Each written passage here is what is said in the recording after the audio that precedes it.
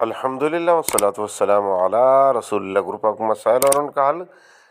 Group में सवाल आयो है, उठ जे गोश्त से वज़ू जो हुक्म। पहिरीं सवाल सुनो, खुश आमदेद। वालेकुम शेख, मरसा खैरियत? उम्मीद नो है खैरियत से। शेख रो आका कुछ सवाल है जरो तपा सोच जे उठरी जो गोश्त पा क्यों तपा के वजू बनाए लाजिम है। उठ जे गोश्त जे बारे में सवाल पुछो आयो। उठ जे गोश्त जे मुतालिक सही मौक़िफ़ ई है त वज़ू लाज़िम आहे। सही मुस्लिम जी रिवायत है, आप सल्लल्लाहु अलैहि वसल्लम के साहबी सवाल पुछें था जे बकरीअ जे गोश्त खाइण से कोरो वज़ू बनायूं। आप सल्लल्लाहु अलैहि वसल्लम फरमायो तव्हांखे इख्तियार है, तव्हांखे जे वज़ू करणो हुए त करे सघो था।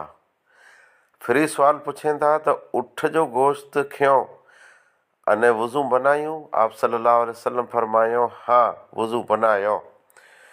इन हदीस जे तहत इमाम इब्न तैमिया रहमतुल्लाहि अलैह फरमाइनि था त वज़ू वाजिब आहे। अने जेको शख़्स वज़ू बनाए बावज़ू होए अने उठ जो गोश्त खाधे, इन जो वज़ू टुटी पियो। अगरचे अहल इल्म जे नज़दीक सल्फ़ सालिन जे नज़दीक इख्तलाफ़ है।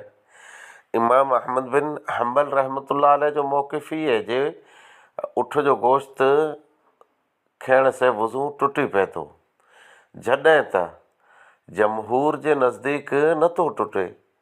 उन जी दलील आहे जे ई मनसूख़ थी पियो आहे। मुंहिंजे नज़दीक सही मौक़िफ़ इमाम अहमद बिन हम्बल रहमतुल्लाह अलैह जो आहे जे वज़ू टुटी पए थो। हाणे जे वज़ू टुटी पए न, पाण खे साम्हूं नमाज़ पढ़णी हुए त वज़ू करणो। हाणे इन में ई मसइलो ईअं न आहे जे नमाज़ न आहे पढ़णी न ईअं पाण खे वज़ू करणो, अहिड़ो न आहे। ई मुंदो न आहे। असल सुवाल ई आहे जे नमाज़ पाण खे पढ़णी आहे, पहिरीं वज़ू हो। अने अहिड़ो त कीअं आहे न जे मड़े पाण बावज़ू जे देग ते वियूं था जे हलो मसो करे न खियूं था, अहिड़ो न आहे। पर अमुक शख़्स जो मसो होए थो, बावज़ू होए अने गोश्त खाधे, गोश्त खाई अने पोइ नमाज़ जो टाइम थियो त इन जो उहो वज़ू टुटी पियो। ई मसइलो न आहे जे हरू भरू नमाज़ पढ़े कि न पढ़े, टाइम नमाज़ जो आहे कि न आहे, न ई वज़ू करे, ई मसइलो न आहे। असल मसइलो जे वज़ू हो त वज़ू टुटी पियो, नाके से वज़ू आहे। उठ जे गोश्त से वज़ू टुटी पए थो अने पोइ नमाज़ लाइ अथवा जेकॾहिं बावज़ू रहणु घुरे। कई अहिड़ा शख़्स आहिनि जेको हमेशह बावज़ू रहणु घुरनि था त उहो वज़ू बनाए कि न।